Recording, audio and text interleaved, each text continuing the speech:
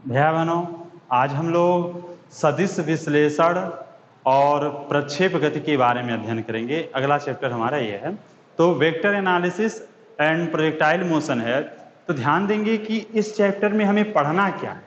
जो नया सिलेबस है जिसमें कहा गया है कि 30% चीज़ों को हटाया गया है, तो उसमें क्या बचा है उसको ध्यान दे दे।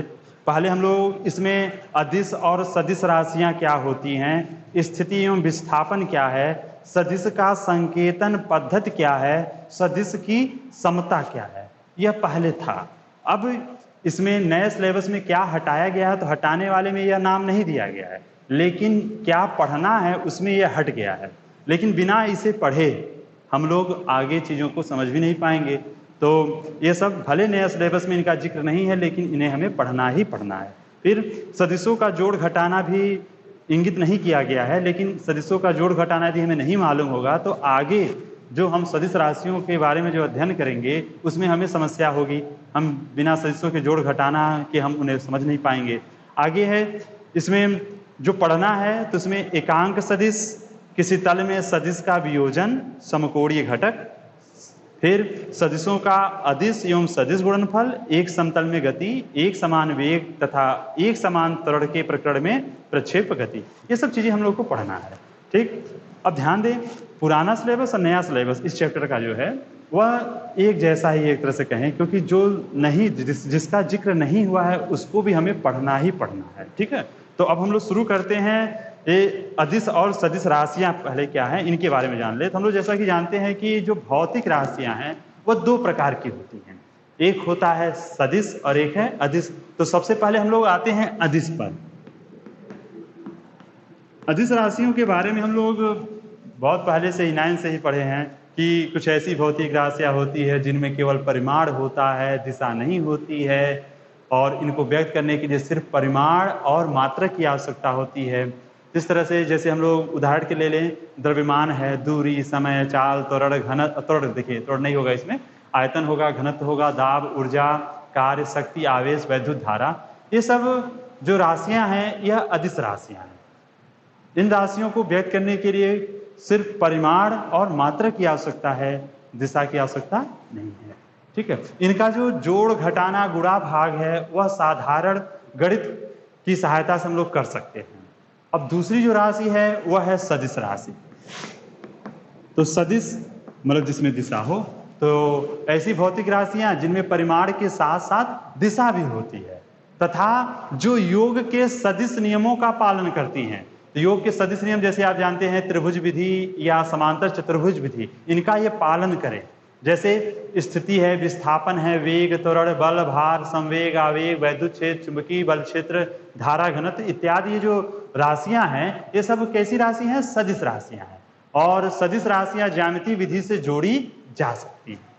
ठीक, तो ध्यान देंगे सदिश राशि को पूरी तरह से व्यक्त करने के लिए हमें किसकी आवश्यकता पड़ेगी, दिशा की। जैसे हम यह कहें कि हमारा जो घर है वह रेलवे स्टेशन से 5 किलोमीटर दूरी पर स्थित है।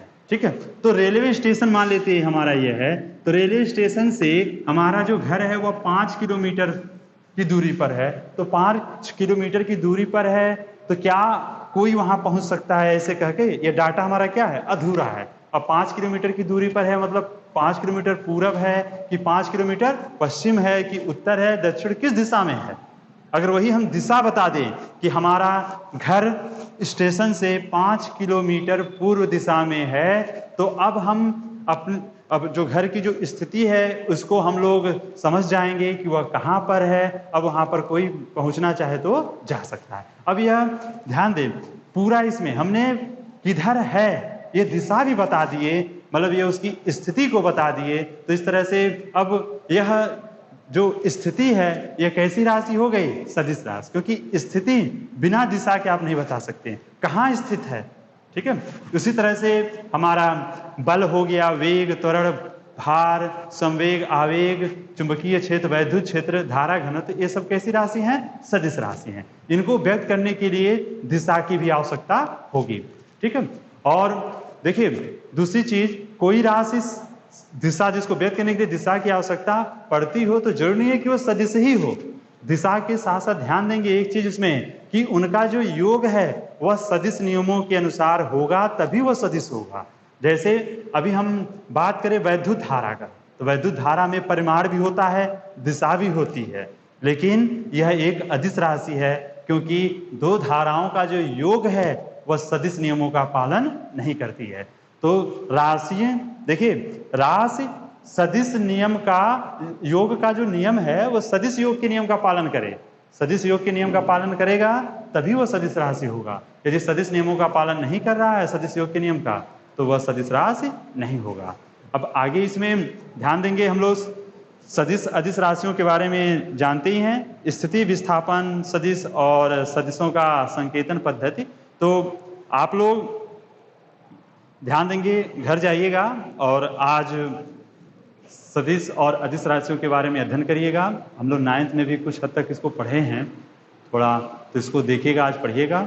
कल हम इसमें आगे की जो हमारा जो पाठ्यक्रम है उसके बारे में कल पढ़ाया जाएगा, ठीक है।